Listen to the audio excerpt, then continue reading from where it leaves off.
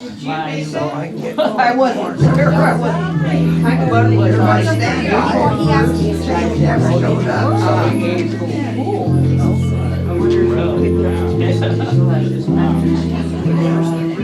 well, maybe. Mother's got you. Good morning and welcome to Unity in Bremerton. So good to have you all here this morning. So good to see Susan again. We're going to get started with our first song because how many been watching the news about the hurricanes, Irma, and I forget all the names. Texas, that happened in Texas, and Harvey. And unity more than ever is what the world needs right now. I've got to grab it. That's my purse. Oh, great. You know the song, the lyrics are on the screen, and we'll get started. I don't know what's in it. Yeah, just leave it. You guys usually stand? No? What the world join me needs now is love, sweet love. It's the only thing that there's just too little of. What the world needs now is love, sweet love. No, not just for some, but for everyone. No, we don't need another mountain. There are mountains and hillsides enough to climb. There are oceans and rivers enough to cross, enough to last till the end of time. What the world needs now is love, sweet love. It's the only thing that there's just too little of. What the world needs now is love, sweet love. No, not just for some, but for everyone. No, we don't need another meadow. You sound so good. There are cornfields and wheat fields enough to grow. There are sunbeams and moonbeams enough to shine. Oh, listen now, if you want to know what the world needs now. Yes, it's love, sweet love. It's the only thing that there's just too little of. What the world needs now is love, sweet love. No, not just for some, but for just for everyone. So you're gonna ask me what the world needs now is love. It's love, sweet love. What the world needs now is what? It's love, sweet love. The world needs now is love, sweet love. Very nice.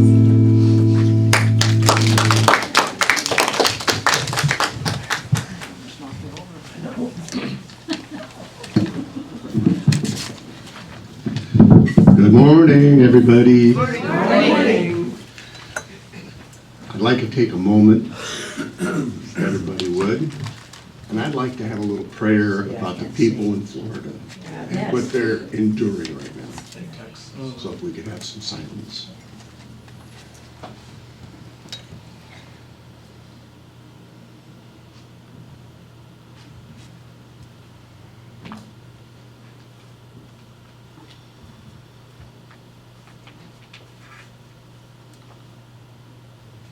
Amen.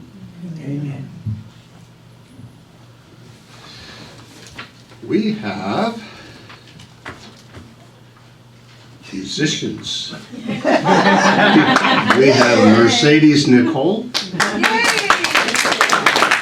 Mr. Keys. We have a guest speaker, Reverend Deborah. Our multi-talented board member of the week, Debbie Lee, usher and offering counter. Got to be flexible around here. Our chaplain today is Marilyn. Our youth ed champion is Nora. Our hospitality host, we have Ann or Mary Ellen, or both. Nobody stepped up to the plate yet for Spick and Span Angel, but I'm sure someone will. Our technology director for sound, video, and computers, Mr. Mark Sweet. Minister's angel is Susan Henderson. And I'm Ron Savage.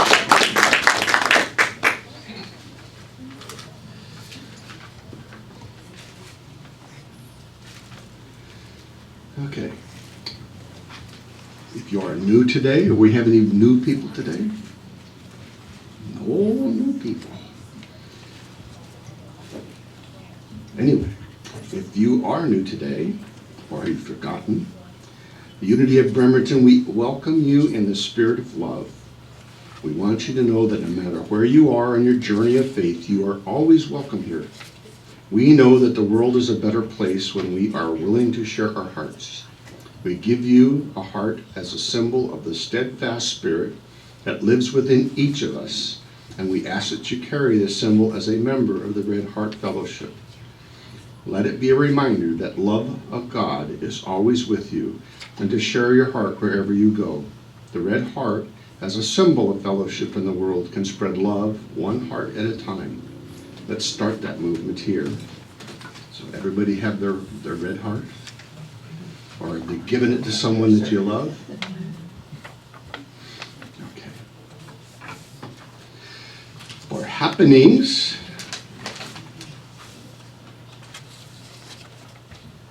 on September 17th at the 10 a.m. service, we have George Lindamood.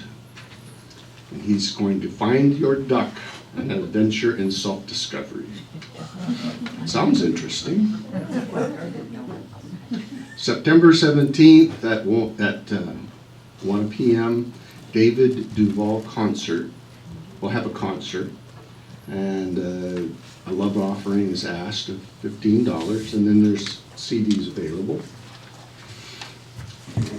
September 24th, we have Yogi Sada Simran. Good to see Sada again. How Spirit has guided and protected, healed, and delivered his life. I've known Sada since he was about 16. And I was 14, I think, at the time. And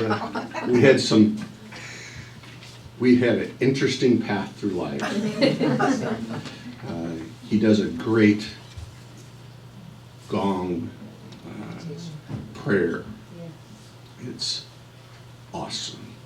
That is one you do not want to miss. October 22nd at noon, we have the annual congregational meeting. I'm sure we're going to hear more about that. It's very important everybody participate, so we get your input and you hear what has happened and what will happen. So please plan on attending that. Okay, we have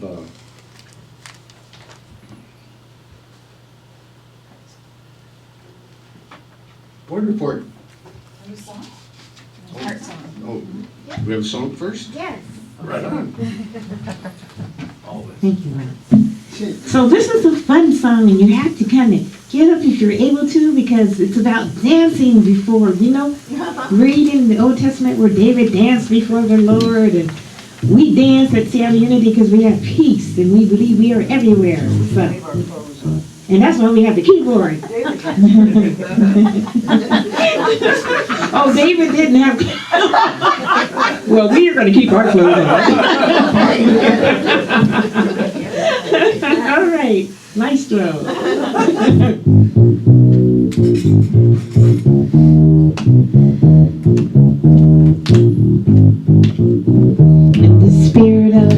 Lord comes upon my heart, I will dance like David danced. Repeat that. When the Spirit of the Lord comes upon my heart, I will dance like David danced. I will dance, I will dance, I will dance, I will dance like David danced. I will dance, I will dance, I will dance like David danced. When the Spirit of the Lord comes upon my heart, I will pray like David prayed. You sound great. When the Spirit of the Lord comes upon my heart, I will pray like David prayed. I will pray, I will pray, I will pray like David prayed. I will pray, I will pray, I will pray like David prayed. When the Spirit of the Lord comes upon my heart, I will sing like David sings.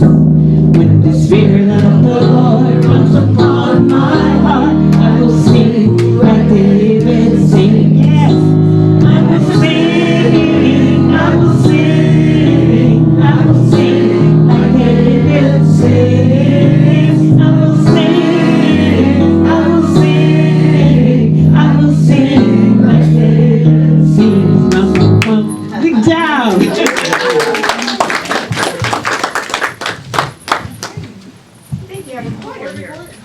Board report.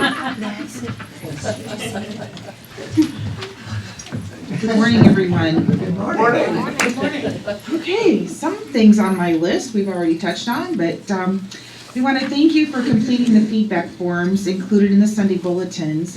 The information you are sharing is very helpful, so please continue to fill them out and put them in the bag in the fellowship area. Technology envelopes are available for those who would like to make a separate contribution to go directly towards the technology fund. These funds are being held separate from the Sunday contributions, and there is a list of items needed for our technology equipment on the bulletin board. The estimated financial cost will be about $6,000, and our current balance is, drumroll, $1,530.82. So well done. Right on. Great. By popular vote, Finding Neverland was the show, the movie shown last Friday night. And thank you to Sally for loaning the movie to us. We will let you know when the next movie night will be held. And then with another reminder that the Seattle Peace Project is ongoing through September. The Peace Project is still enlisting volunteers to spend time each day meditating or praying for peace and harmony in Seattle. And this has been going on since June and will go on through this month. There's a flyer on the bulletin board, or you can go to their website, which is hhresearch.org for more details. We'd like to just take a moment to remind everyone that we are live streaming our service, and so we ask that you keep conversation down because it's being picked up.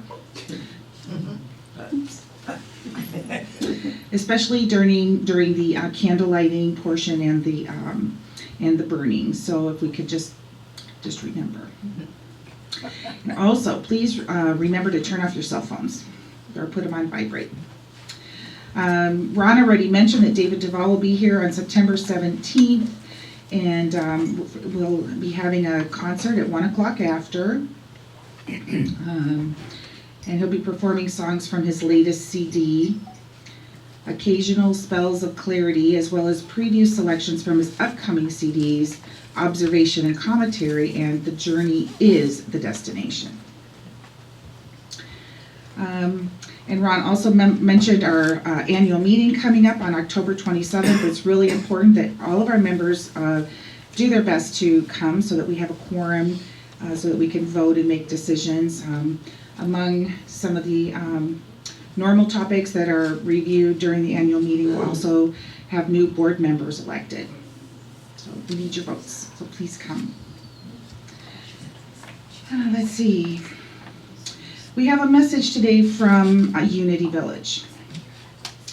The words in our prayers may sound different, but the faiths of the world are joined with one heart in the desire for peace. This year, Unity echoes the calls of the master teachers by proclaiming Peace in the Midst for the World Day of Prayer for 2017.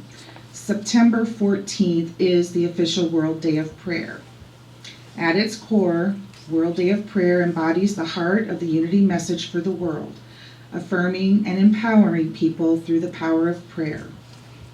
Unity headquarters at Unity Village is holding a 24-hour vigil beginning on September 13th, and there are several events happening online at www.worlddayofprayer.org.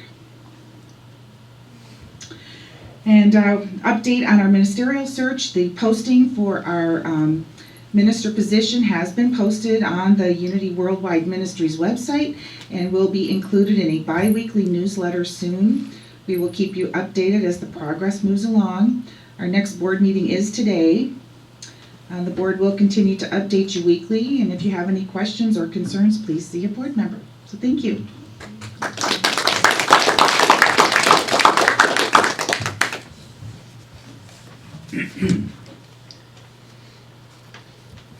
It's time for the lighting of the Christ candle. This candle represents the divine light within each of us. But not that candle. There's no handle left.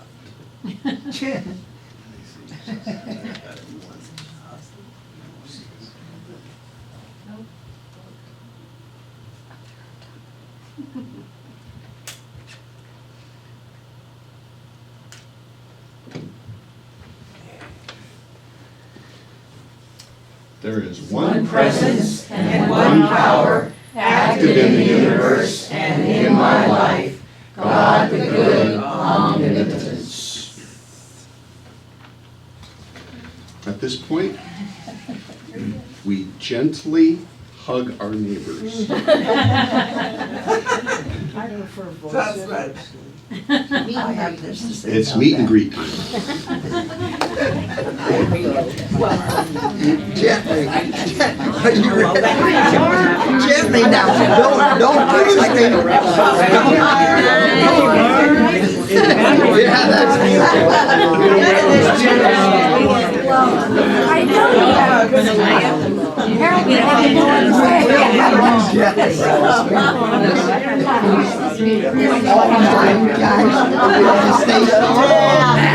Technology guy. The real thing. The real thing. Good morning.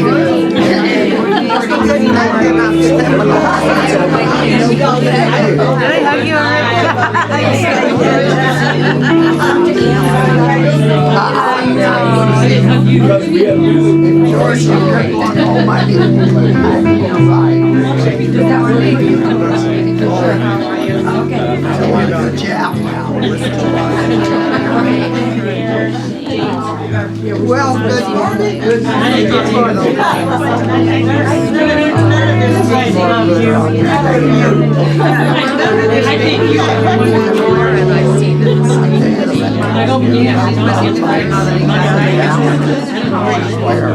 Where does he live? No, it's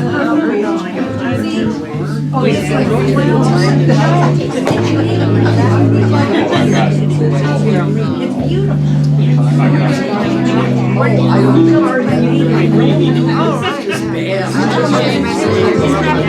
I never got a hug. It's just up here. Just a second. Good morning.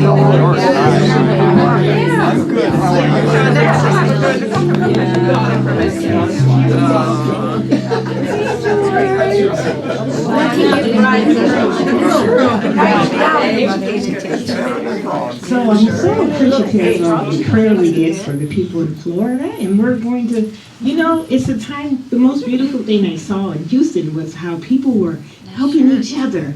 Remember how the fire department said we can't do it all by ourselves, we gotta help each other, and so they picked Lean on Me because we have to be each other's keepers, right? So join me in singing Lean on Me.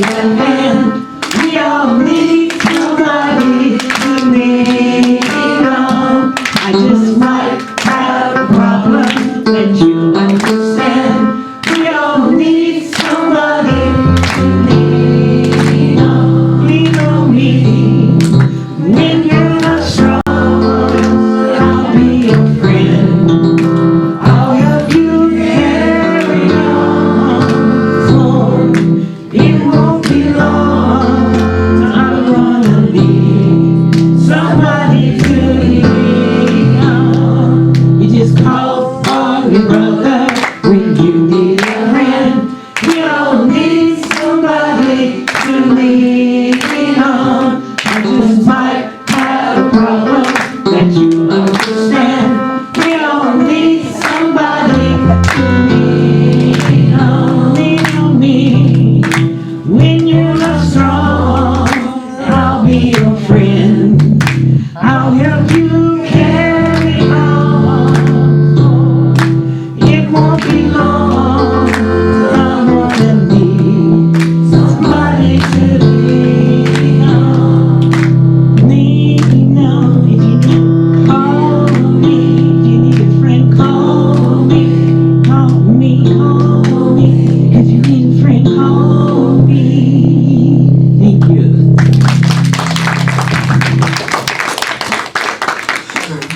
Yesterday's daily word was about inner peace and made me think strongly about the folks experiencing what they're experiencing down in the southeast, but today is joy. And I express the spiritual gift of joy. Now, happiness can come into my life from the world around me. People, places, events, opportunities, these things and many more make me happy, and that's a good thing. Yet joy is different. Such a small word with a sometimes complicated explanation. It's an essential part of who I am. I am, God's name, right? A spiritual quality that remains unaffected by the corporal realm. In challenging moments, joy lingers, helping soothe my soul. Like all the spiritual qualities that define my Christ presence, I feel it most powerfully when I freely share it with others. When I connect with the eternal substance of joy, I find the strength of spirit to face external events or situations.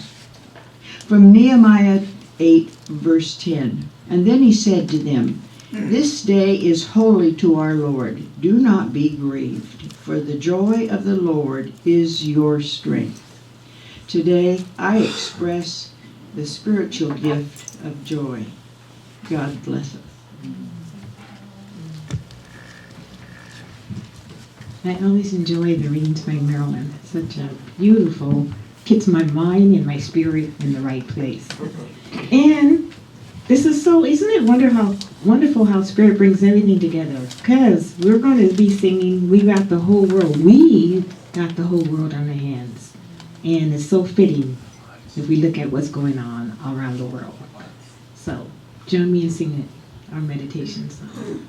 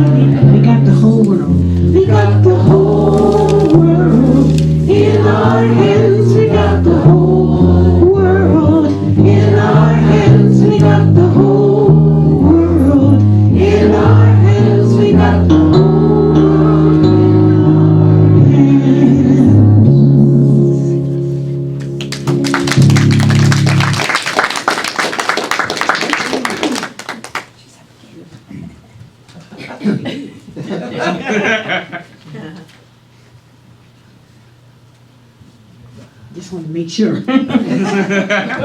So I love this song. It's about someone feeling like they're not worthy enough to give anything positive in the world, that they made too many mistakes. And when he realizes that there's something greater than he is, that the Spirit of God is everywhere, he wants to go. Back in the olden days, he used to go get baptized. And he wants to go to the river. And he wants to go to truth. And I wanted the river symbolizing a new birth.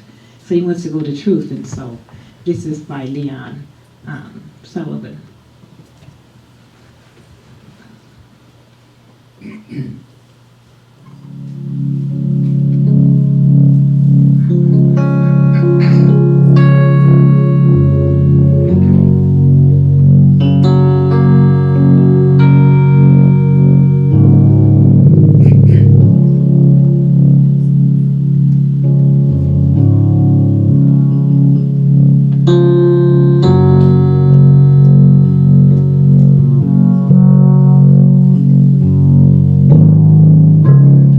Traveling these wide roads for so long, my heart's been far from you, 10,000 miles gone. Oh, I want to come and give every part of me, but there's mistakes I have made and my lips are unclean. In my darkness I remember Mama's words reoccur to me. Surrender to the Spirit and you wash yourself clean. Take me to the river, I wanna go.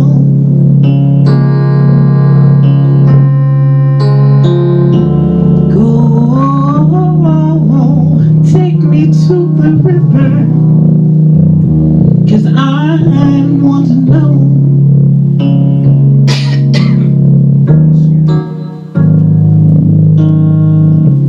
Dip me in the smooth water I'm going, like a man with many crimes. Come up for air, for my pain goes down the Jordan. I wanna give you every part of me. Mistakes I have made and my lips are unclean.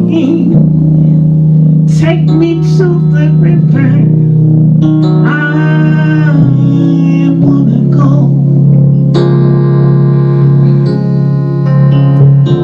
Go, take me to the river, I wanna know.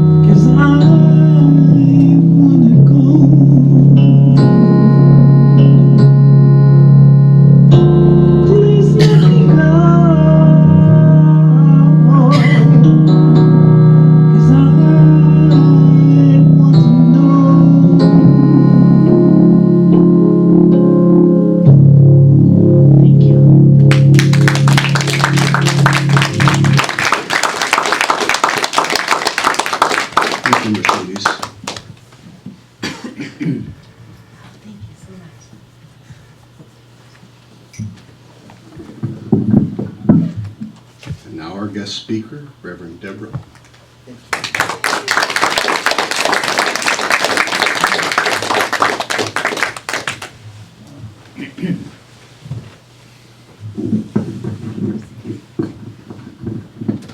Good morning. Good morning. Wasn't that music just amazing? Let's put our hands together for Mercedes and Mr. James. Well, I love starting out with gratitude, and the gratitude is just spilling over for me right now. And I am so grateful for the sun, for the green trees, for gentle breezes. I am so grateful for each and every one of you and for the relative ease that we had of getting here this morning and coming together and to be able to worship together. And I'm so very grateful for each person and what you've done to have this be possible, because this kind of space doesn't happen with one person alone. It happens with a community over time. And the people who came and made the coffee and who set up the AV material and just on and on and on. And so one of the reasons I wanted to do this morning is to just have an overspilling of gratitude. So what are you grateful for? And it may be something that's here in this space. It may be something that's a result of listening to the news. You know, one of the things that I've been really present to is how do we listen to breaking news without it breaking us? How do we do that? And so as we go along today, one of the things that I'll touch on again, because repetition is the first law of learning, it really, really is. As much as I've pushed back on repetition for most of my life, you know, it is the first law of learning. And so we'll come back to gratitude. How do we listen to breaking news without it breaking us? So when I put together the title for today's talk, Resilience, oh there it is, Resilience, Faith, and Radiance, I had no idea what would be going on in our world. But this idea of resilience has been with me for many months now. And it's like, what can we do to deepen our ability to be resilient? To be resilient. So to be resilience too, I mean, there's that, right? So I did what I often do, and I went to Webster's, and I looked up the word resilient. What does it mean? That's a great place to start. The capability of a strained body to recover its size and shape after deformation caused especially by compressive stress.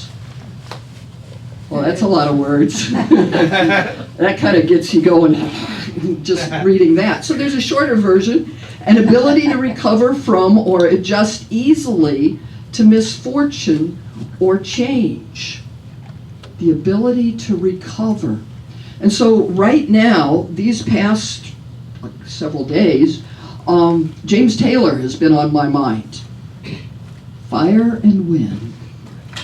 Fire and rain. Fire and rain. You know, and so we have on the West Coast 1.4 million acres that are burning. I can't even wrap my head around that. What is 1.4 million acres? And you know, it's personal. For me, it's personal. And when our beautiful Columbia River Gorge went up in flames, it was so personal. And it's like the grief and the sadness that comes with that, right? And we've got Houston that just went through what they went through, and it's not over. I mean, here we are, just like not even knowing what's happening in Florida right now. And the folks in Houston are just getting back in their homes in some places not even that yet. So this idea of resilience is really, really important for us. How do we bounce back when things occur that are bigger than what we are? Well, now, one of the things that we know in unity, right? This is one of the early things that we learn. I'm not going to leave us here, by the way. But one of the things that we know in unity is that it's greater than appearances, right? What things appear to be today, there's something deeper underneath that we can connect with. So I want to, where do I want to do that? So I want to remind us of a story that I'll bet almost all of you have heard before. And it's okay to do stories we've heard before, right? So there's a man who had a horse ranch, and one of his horses got away. Have you heard this story before? One of his horses got away, and the townspeople came to his ranch, and they said, "Oh, it is horrible, your horse got away. Your prize stallion got away." And the man said, "Maybe yes, maybe no. Maybe it's horrible, maybe it's not, right? Maybe yes, maybe no."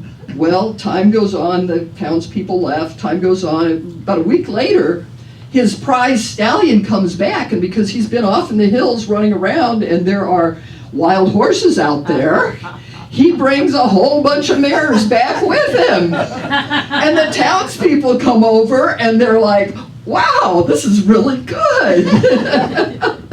Look what just happened." And the man who owns these says, "Maybe yes, maybe no."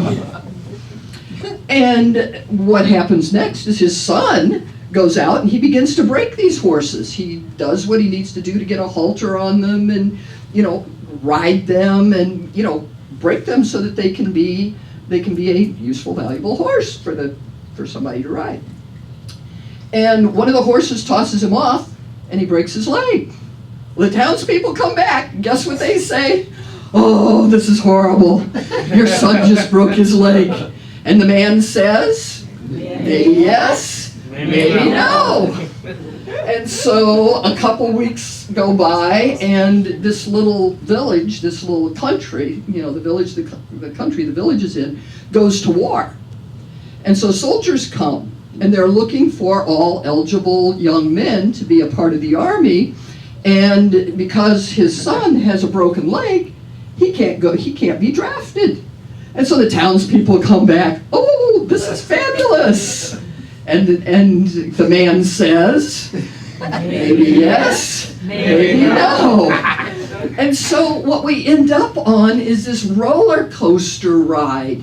If what we're paying attention to is the things that are on the outside and the appearances, we're on a roller coaster ride where we're up and down and up and down. And so those of us that have been in unity for a while know to look beyond appearances. And yet there are some appearances that weigh pretty heavy on us. And what do we do with that? How do we move to a space of resilience with that? I want to read something to you. There's a man named Bob Lucan. Does anybody know him? He writes on Facebook a lot. He comes out of New Thought. And I always see a lot of folks I know out there liking his stuff. So I wondered if anybody in here was that. But he lives in Florida. And he's one of the people who hunkered down. He's staying in his home. And he's going to be one of the first responders. So he's all lined up that once the wind goes through, he'll be over at the hospital helping people who need help. This is what he said 2 days ago. "Who knows what the wind will bring? On the outside is a mighty force. On the inside, it is an invitation to examine life, its meaning, and its value. On the outside, it screams and howls, biting everything in its path.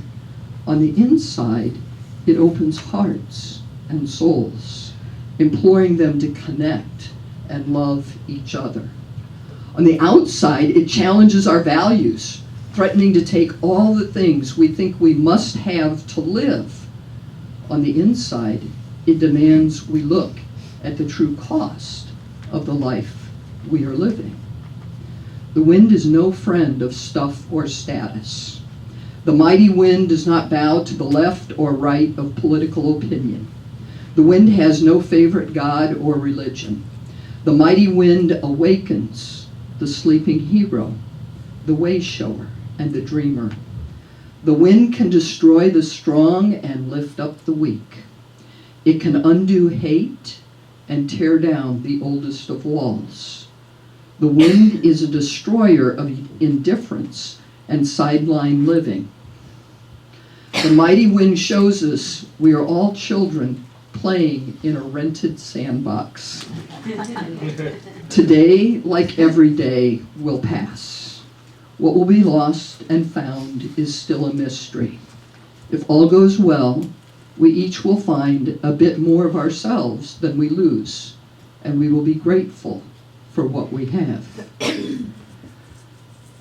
That's by Bob Lucan 2 days ago. If all goes well, we each will find a bit more of ourselves than we lose, and we will be grateful for what we have. Isn't that fitting for resilience?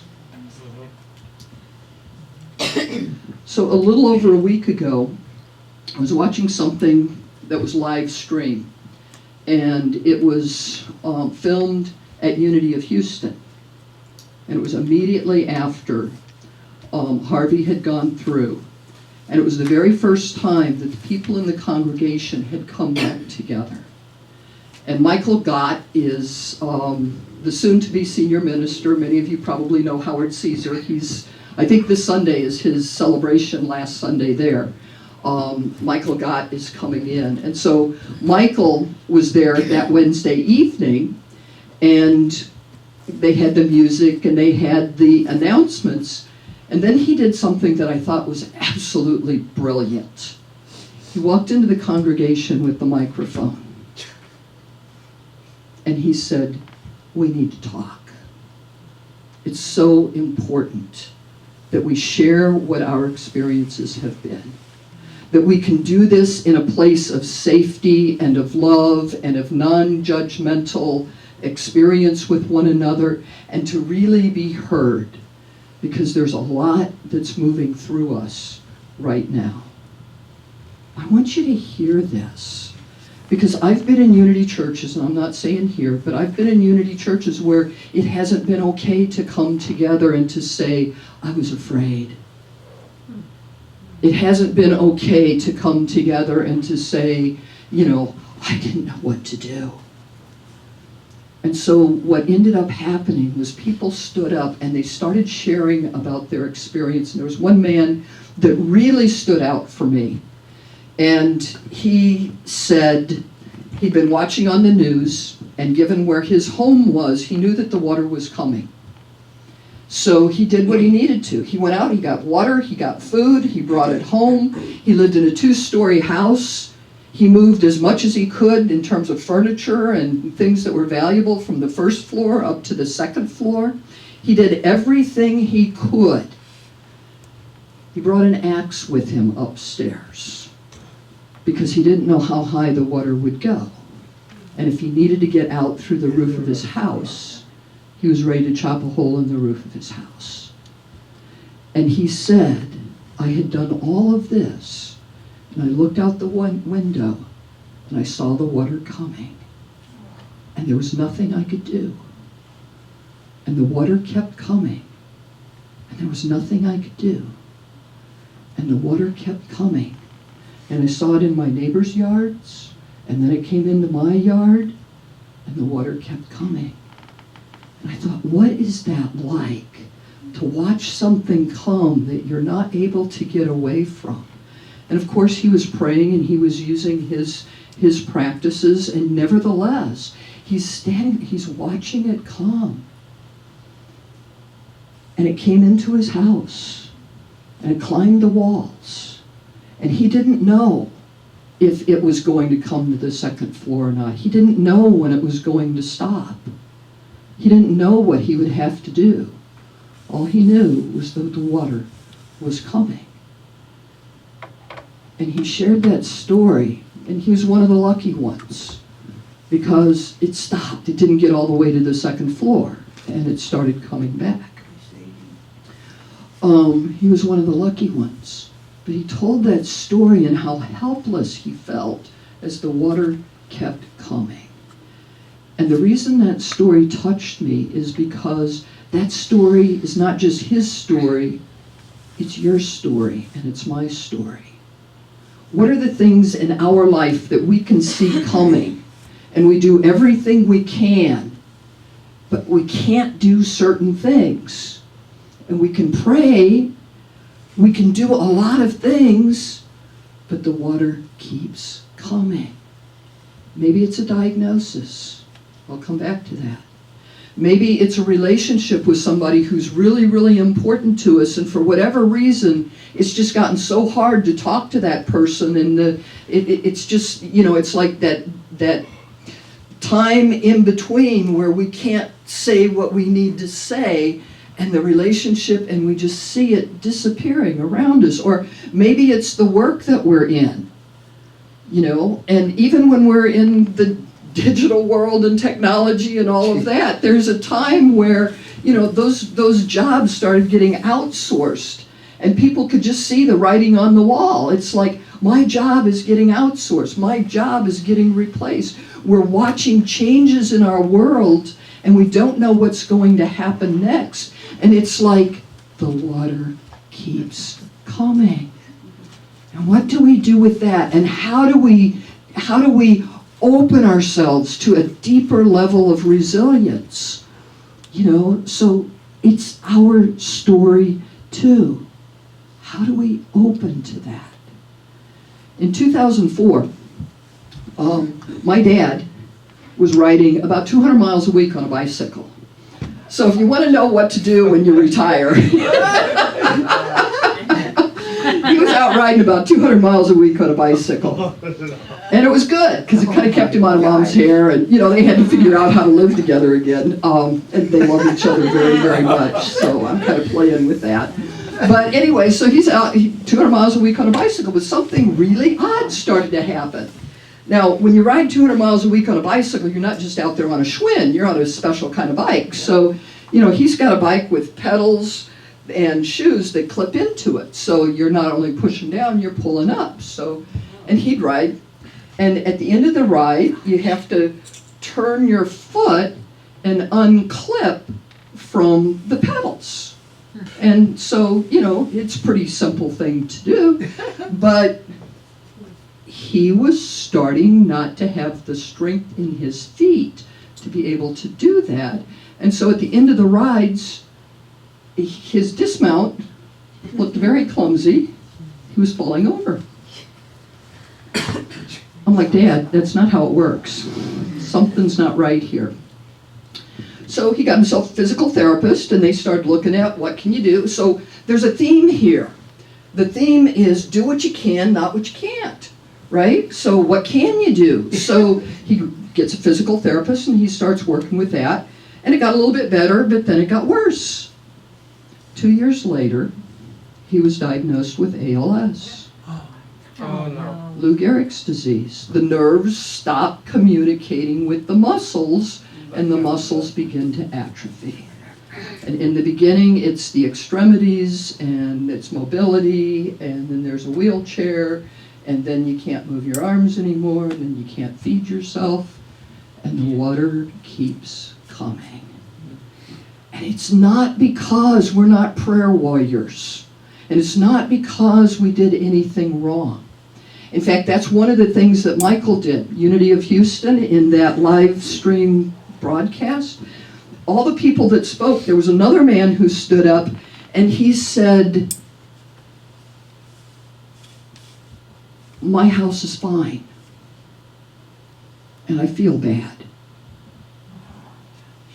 Because there's so many people whose lives are just turned upside down. And you know, we're quick. We've read the books, we listen to the news, we learn this stuff, and right away people go, survivor's guilt. Friends, that does nothing to help support that individual. And what I saw Michael do was absolutely compassionate and perfect for the setting. And what he said was, this is a marathon, not a sprint. There's nothing you could do about that. And now you're in a place where you're blessed. So you're in a spot where you don't have to be taking care of your home right now. You can be helping other people. And you could just see his shoulders relax. You know, one of the other messages that Michael gave to his congregation was, it's not your fault. There's nothing you could have done differently. It's not your fault. And I think all of these are amazing little tidbits for how do we grow our resilience. How many times has the water kept coming? It's not our fault. One of the first things we do, it's human nature. I'm not saying it's spiritual nature. I'm saying it's human nature to take a look and to say, who can we blame? What happened? You know, even with my dad with ALS, it's like, well, what happened? How come I got this? It's natural to ask those questions. It's natural to look, and yet it does nothing for us. So letting go of that, finding ways to truly be resilient. Now, I brought something today as a prop. This helium balloon, right? Right? I think this is so important when we come to resilience. This helium balloon, how many of you when you were a little kid got a helium balloon and tied it to your arm? Did anybody have one get away? Yeah. Just about all of us, right? And we're standing there and we're looking at it, it just keeps going up and up and up. You know, it's like rise up. So how do we rise in the midst of the kinds of experiences that we're seeing in our country? And this is not new on the planet. We've seen these things before, but having so much of this so quickly back to back in our country. And to have some of it, and I'm not saying the stuff that's the natural disasters, to have some of this as a result of our own thinking processes. You know, no matter which side of the deal we're on, I'm not here to be political today, but we've got divided thinking about how to move forward with our country. So there are many, many places for us to find that resilience. How do we rise up? So one of the things that's there is to release as much resistance as we can. I think what Michael was doing with his congregation was brilliant. Allowing people to speak, sharing what's going on, doing it in a non-judgmental way, reminding us it's not your fault when the water keeps coming or the winds keep coming, you know? And we're in an interesting faith tradition in Unity, and I love our stories. I mean, oh my goodness. And of course, Myrtle Fillmore had tuberculosis, and she prayed her way into healing. She lived to be a beautiful old woman when there wasn't an expectancy for that to happen. And she did it through prayer. And Charles had a short leg, and as a result of the prayer and the work that they did, his leg grew. It was still a little shorter than the other one, but his limp receded. And so we've got these beautiful traditions where there's healing from our prayers as it relates to disease. What happens when it's not? Does our balloon still rise? Or do we start wondering if we did something wrong? What do we do with that? So this balloon, I wanted to remind us that what lifts us up, if we use this as a metaphor, our prayer, our gratitude lifts us up. And when events around us are heavier and stronger than what they've been in the past, it pushes it down. So all the praying and all the gratitude that we've done up until now, we might need to pray some more so that we can rise up. And so there might be new practices or practices that we've done before that we need to tune up and turn up so we can rise above. And to me, that's the faith component that I want to talk about today, is growing our faith. And it doesn't come from talking about it or thinking about it. It comes from remembering that you and I come from the one source. We don't just come from that, we are that. And yet, when we have the circumstances happening around us, it's so easy to feel pushed down. So what do? We bring in more gratitude. We bring in prayer that uplifts us. I love all the prayer that's being talked about on Facebook right now. But I also have to scratch my head. I'm sending you prayers for love and light. I wonder if that person actually sat down and prayed. Just saying. It feels good. It's nice. I like knowing that there are other people thinking about me. It's helpful. But I wonder, are we really sitting down and praying? Or walking and praying? There are many, many types of ways to pray, but are we praying in a way that it lifts us up? Are we dancing like David? Are we praying like David? Are we singing like David? You know, and when we can get it in our physical body as well as, you know, our words, we feel it and it lifts us up. It's like more helium in the balloon. So now when the outer circumstances are what the outer circumstances are, we've got that awareness of God's presence inside of us lifting us up. And it changes everything. And it allows us to be in whatever the experiences, the circumstances, the situations are in our lives, and we still feel uplifted. And we discover more of who we really are. So that the winds are blowing on the outside, and all this stuff is going on, we're discovering more of who we really are on the inside. How many of you, when you first came around Unity, you heard the idea of peeling an onion and bringing away, you know, the parts that are not love and the parts that are not light? And, you know, how long has it been since you've thought about that and thought about the next layer to peel and the next layer to peel and the next layer to peel? You know, and so our faith is the trust that we're peeling away those layers and that God is stronger than anything outside of us. And to generate that means generating on the inside the feelings as well as the thoughts, so that we feel lifted up. Gratitude is an amazing way to do that. How many of you have kept a gratitude journal at some point in your life? I'm not going to ask who's still doing it. You know, it comes and goes for me. I haven't kept a journal every day of my life. I started a different kind of practice with my gratitude journal, and I want to share it with you today. I call it 511.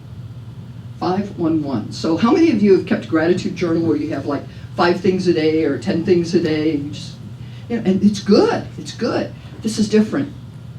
On day 1, 5 things you're grateful for. Before you go to sleep, the day you start. 5 things you're grateful for. In the morning, you read all 5 that you wrote the night before, and you add 1. And in the evening, you read all 6 that you've written down, and you add 1. And the next day, you read all 7, and you add 1. And you do that for 30 days. And you end up sitting there reading 60 plus ways that you're grateful before you write down the next thing you're grateful for.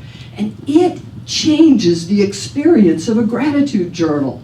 Because it's like, it's accumulative, it's adding up. You start seeing patterns. You start noticing, yeah, there really is a lot of this. Has anybody had an idea? And I don't have as many people in my life as I used to have before. Or, my health isn't what I had hoped it would be by now. Or, fill in the blank. But you're sitting there reading that gratitude journal, and you're seeing all the good that's happening in your life. It changes the messages we give ourselves. It changes the way we feel about our lives and about each other. And it puts us in a place where we're more kind to one another. And it makes it be easier to be compassionate with one another. And as our vibration rises, as we rise up due to the faith that we have in how this all works, we actually generate more and more experiences that go to the next level. So I'm going to suggest we may have a new word that's about to be coined. I'm not sure Webster's going to pick up on this. I call it resilience. Yes. So as our faith deepens and we rise, it supports our resilience for what it is that might be happening around us. And when that happens, and we're generating that from the faith within ourselves, from the spirit within, everything changes. Everything. About 2 months before my dad passed away, I'll never forget the conversation. We had somebody that was in our home, Mom and Dad's home, and I was back there. I went back for this journey. And her name was Rosie. And she looked at him and she said, I'm going to get you. I'm going to get your goat. And they were just kind of going back and forth and kind of playing, And he was just sitting there and he's like, not able to feed himself, totally dependent on everybody for everything else. And he's sitting there with this smile on his face, radiating. Like I'd never seen my dad radiate before. This is just an example. He had gotten to this kind of experience. And he looked at her and he said, there's nothing you can do that's going to take this smile off of my face. There is nothing you can do to change that. And what I saw with him, and I've seen it over and over with so many different people through that last part of their life journey, is just becoming more and more and more radiant. And it's because of going inside and really calling on spirit in a way that has us rise up even more powerfully against whatever it is that's happening outside of us. And so, why wait? Why wait until the storms come? Why wait? We're in such a beautiful part of the country right now. We are so blessed here, even with our own issues. The ash is less than it was last time I was here. We're in such a beautiful part of the country. And so to bring these practices, gratitude, prayer, being kind with one another and compassionate with one another, and to let our faith support us in opening to greater resilience. I think that's the journey we're on. So rise up. God bless you.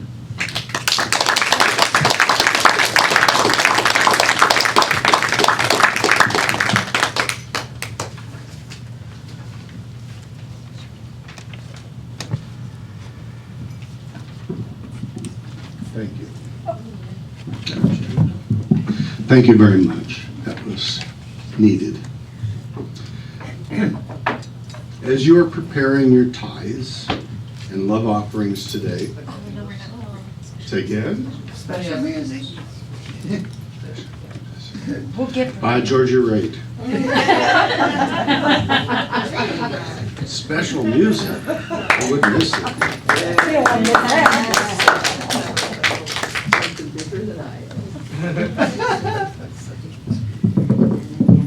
I want to thank Reverend Olive for the beautiful, beautiful word and lesson. And I'm going to always say riseology. Unity's going to force them to put it in the dictionary. Because we're going to live that. And my mother loved Mahalia Jackson. And there's a song she sang, something, she said, bigger than your life. And I want to sing that one. And just sing it the way she sang it. So, who made the mountains and who made the tree? Who made the river flow to the sea? And who made the rain when the earth is dry? Somebody bigger than you and I, who made the blossoms bloom in the spring, and who gave the song for the robin to sing, and who sends the rain when the earth is dry. Somebody bigger than you and I. He'll light the way when the road is long. He'll keep you company with love to guide you. He'll walk beside you just like he walked with me. When I'm weary, filled with despair, who give me courage to go on from there, and who gives me faith when the world is dry? Somebody bigger than you and I. Thank you.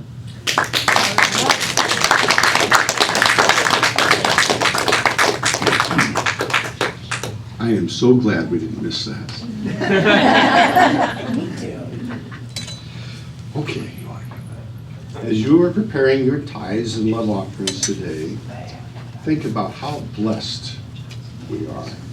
And as you are writing your check or giving your gift, send out your blessings. If you could play I Am So Blessed, I'd appreciate that. During this time, while we're doing the tithes, you can come up, light a candle for a prayer, write something you want to shed, and burn it in the candle.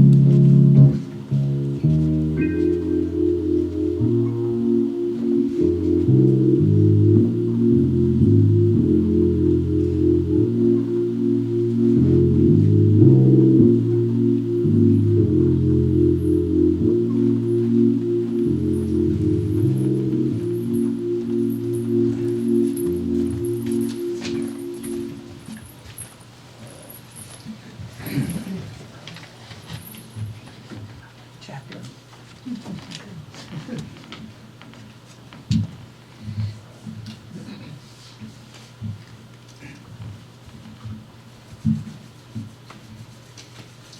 Together, we dedicate these gifts in service to the highest mission, recognizing and celebrating our oneness with God. We joyfully and freely participate in the law of circulation, of giving and receiving, knowing God is source, the source of all good. We are grateful.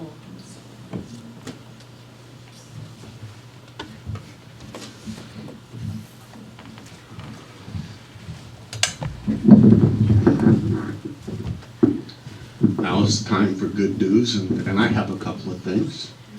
Number one, the good news is we had Reverend Olive here today, and Mercedes, and Mr. Keys.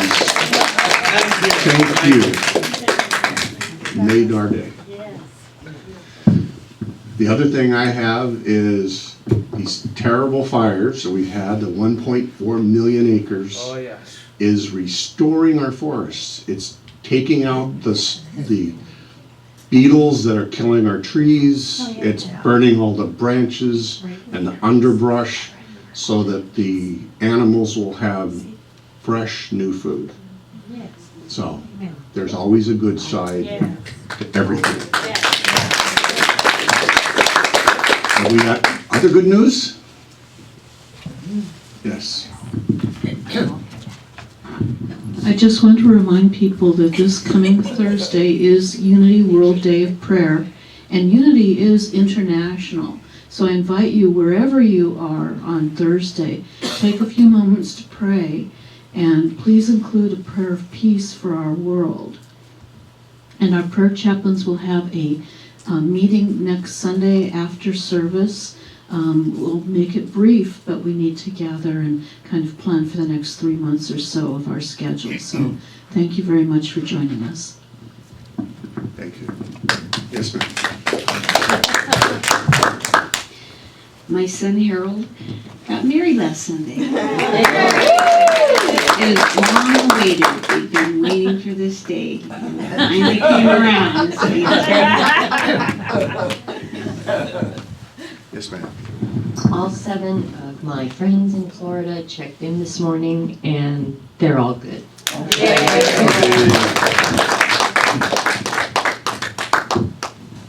Ron, I don't need the mic, but this is a day of remembrance for me because my friend's buried at sea today of the Stennis. So I got word from the chaplain, he'd be buried today. Thank you. How about you? You got something thankful? I do. I wanna be thankful for being here. I've been doing this for 5 years overall, playing keyboards for 22 years, and I love working with Mercedes. Nicole, she's an excellent artist. And I have to concur. Okay, great. Do we have any children? Yes. We have children. Walking In the light, in the light, in the light, we We are walking in the light, in the light of God.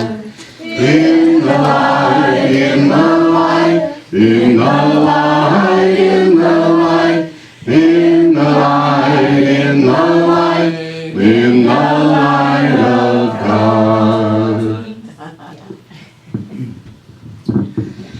Well, today we acted our age. We started out by pulling out the beads, went to the paints.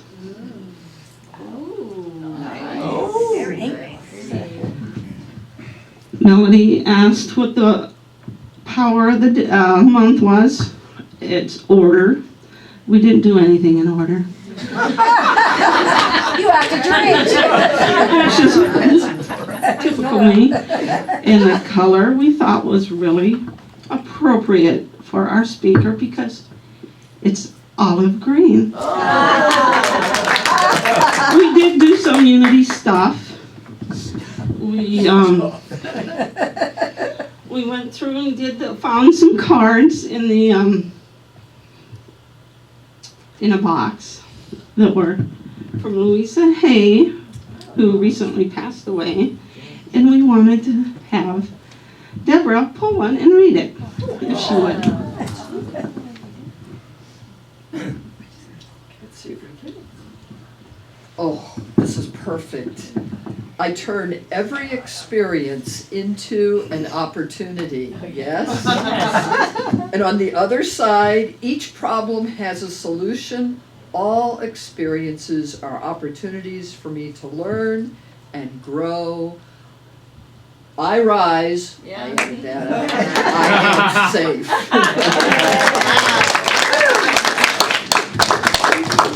Melody, would you tell them which cards you pulled and read today? I pulled the same one.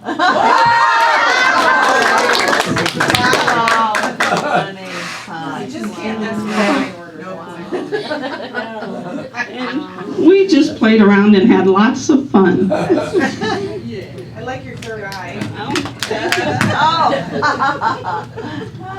If we could. We love you, we bless you, we appreciate you, just the way you are. Now, the peace song. If we stretch across the aisle and grab a hand and we sing the song.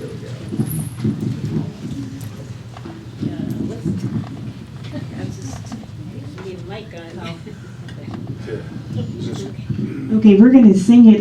We haven't had a chance to learn that song. Mr. Keys doesn't learn that song, so we're going to sing it together. We do it a cappella. Let there be peace on earth, and let it begin with me. Let there be peace on earth, the peace that was meant to be. With God as creator, family all are we. Let us walk with each other in perfect harmony.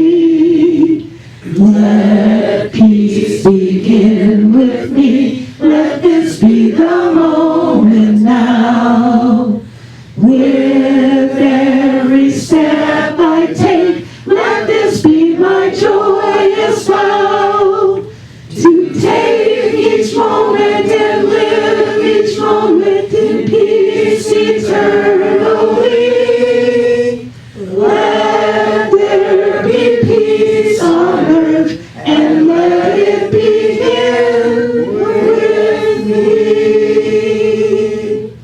The light of God surrounds us, the love of God enfolds us, the power of God protects us, the presence of God watches over us. Wherever we are, God is, and all is well. And that's the truth.